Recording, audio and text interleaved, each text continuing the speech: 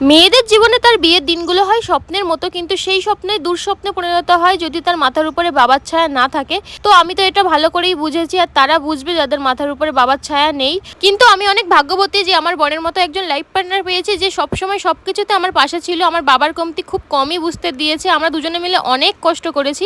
তারপর ফাইনালি সেই দিনটা চলেই এলো, আমাদের বিয়ের দিন। আর এই দিনকেও আমি বাজারে এসে সবাইকে ফুল বেছে দিচ্ছি যে কাকে কোনটা পরলে ভালো লাগে।